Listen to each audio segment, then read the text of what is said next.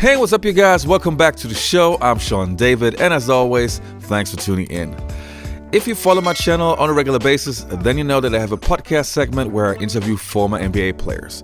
And the most interesting part to me is always to get some behind-the-scenes information, especially about practices. And since I had a couple of former Chicago Bulls players, of course I also got some details about Michael Jordan, which gave me the idea for this video. In this video, I'm going to feature former Michael Jordan teammates and hear their stories about what it was like playing with Michael and practicing with Michael Jordan. But before we start with this video, if you like this video, don't forget to hit that subscribe button and also click on the notifications button so you always get notified once I upload a new video. And I would say, hey, let's start the video right now.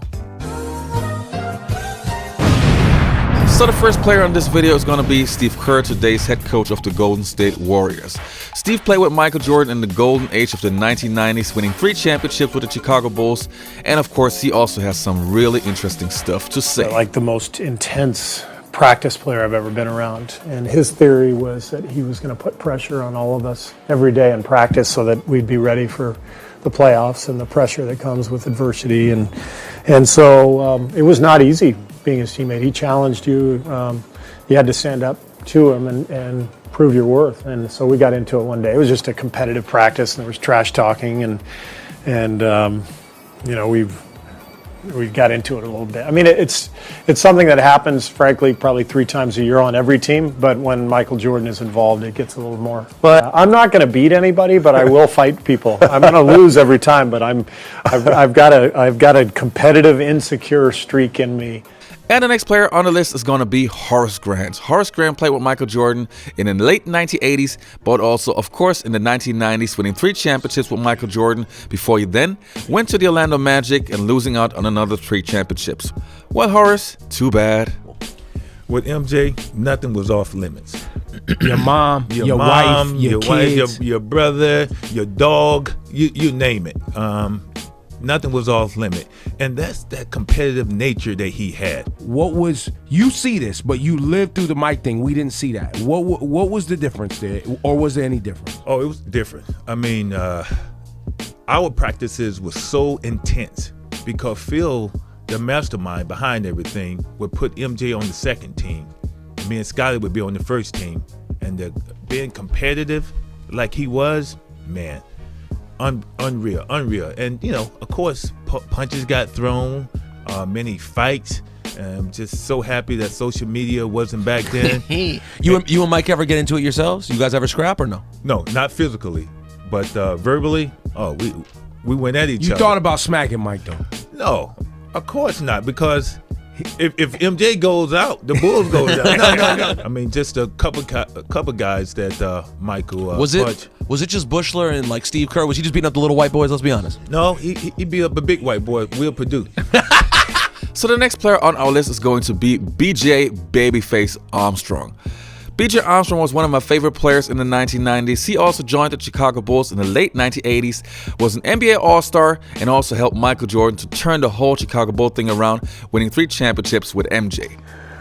Well, one of the things was we had a very Your smirk is killing me right now. One of the things that was really with our group is Michael, as everyone knows, he didn't like to lose at all. And none of us like to lose, right? So Fair. You lose and you play, you lose, you go, hey, I win some, I lose some. Whenever he would lose, it was to the 10th degree. And he just couldn't take the fact of losing. And when he would win, he would make sure that you knew about it during the game, during the practice, after the practice.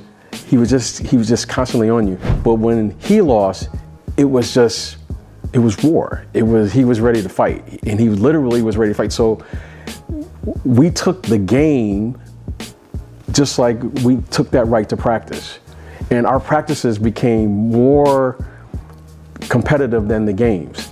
And the one thing that I do remember about this, I say the best of Michael Jordan we never saw, because what he did in practice was far superior than what he did in the game.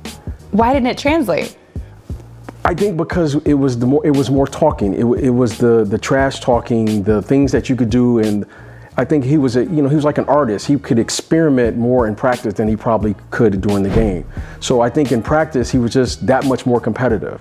And when I mean more competitive, you can ask anyone who was there, he would be that competitive in every drill, not some of the drills. He would be that competitive in the shooting games. He would be that competitive in every aspect of practice. And he was so good in practice that the games didn't compare to how good he really was in practice. I wish I could have just taped his practices to see how, I mean, he was phenomenal during the games. Yeah. But he was that much better during practice. And the next player on our list is Rip Hamilton. Obviously, Rip never played with Jordan in the Chicago Bulls day, but he played with Jordan in his twilight years for the Washington Wizards and also has some really interesting stuff to say, especially the part about the shoes. But you guys listen up. Tracy McGrady, Rip Hamilton in the house, and Rip and I go way back. We were actually in D.C. together. He was a rookie with the Wizards. I was a rookie reporter for the Washington Post, and that was also, of course, the time Michael Jordan was with the Wizards. And it's funny, I always thought of you in terms of this. I think you're a kid, you're coming out of college, you realize you're going to get to play with Michael Jordan, and you think it's going to be amazing, right? I mean,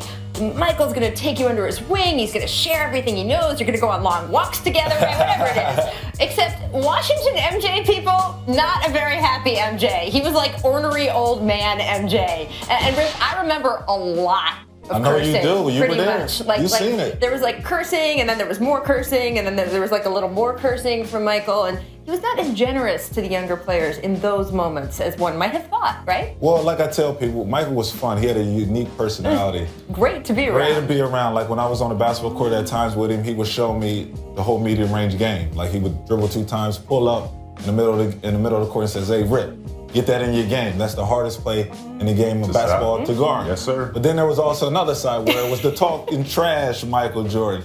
And at times, me and a couple of the young guys would come up to him and say, "Hey, Mike, why don't you think about putting us in the Brand Jordan collection?" Right. And he'd look at me and say, "Hey, Rip, my sneakers for all-stars." And at that time, I'm like, wow, like really? And then my other young fella, I don't want to say his name, and he would say, "Hey, Mike, what about me? Put me in your sneaker." And then he'll say, "Your game is not to the liking for my sneaker. Not good enough for the Not sneakers. good enough for my Your game sneaker." don't fit my sneakers. So, I mean, but that was the whole big talking trash with Mike. So you just had to have thick skin with him. And I told him, "Hey, Did you you go know home what? that day? How did you feel when you went home that day? You know what? I went home, I looked myself in the mirror, and I said, Rip, we're gonna be all right." Right? Because I'm gonna come back to MJ, and I did. After I made the All-Star team, Are I you came serious? back to him and I said, "Hey, M, now I'm an All-Star. Now you gotta put me in that sneaker. Man. Now you gotta pay me the big bucks." And I'm just glad that the guy, he said his game don't fit my sneakers. Oh my The goodness. question mark out? Right? Oh man. And the next player on our list is Dickie Simpkins. I had Dickie on my podcast show, really nice guy. So if you haven't heard the interview, check out my channel, it's really interesting. He also has a really nice perspective about practicing with Jordan. Even though Jordan was tough, I think Dickie took a lot out of it. But you guys listen. One thing that didn't have anything to do with basketball was how to handle yourself as a professional and dealing with all that comes with the NBA. That was one big thing that I learned from one of the guys is arguably the most popular and most known person in the world. And I think the other 2 things that I take away from Michael Jordan is the competitiveness, being competitive in his game and coming to work and show that you deserve to be here to play. And then the last thing is not making excuses. Being around Michael Jordan, he never made excuses. I mean, he practiced every day, he competed every game. And he came to play, obviously. So, the professionalism, the competitiveness, and not making excuses are the 3 big things that I brought away from being around Michael Jordan. And the next player is Kwame Brown. I think Kwame Brown is one of the special cases, one of the players that had it really tough in the NBA, especially with Michael Jordan. But also he, even though saying that it was really tough, took something positive out of it. So you guys listen up. Now, speaking of Michael, there have been some reports, and speaking of the media too, that Michael did cause a lot of stress for you in your early years. There was a story in his memoir about him almost bringing you to tears at a practice. Mm-hmm. How would you describe that, or is that true? And is that something that some of these young players might experience going into a team with veterans? Well, no player is going to experience their idol talking to them in any kind of way. Michael has never brought me to tears. Did he upset me a lot? Yeah. I mean, he's a competitor. That's what I think it's much to do about nothing. So many people want to make up stories about Michael Jordan that he could have been the greatest guy in the world to me. They still would have made up something. All right, you guys, that's it for today's video. I hope you enjoyed the video. Don't forget to hit that subscribe button. I need more subscribers. And I'll see you next time. Peace, I'm out. Hey, you guys, if you're active on Facebook, I can really recommend Open Court. As an NBA fan, you should find everything you need. If it's funny NBA videos, impressive highlights, or even NBA news, I check out Open Court every day.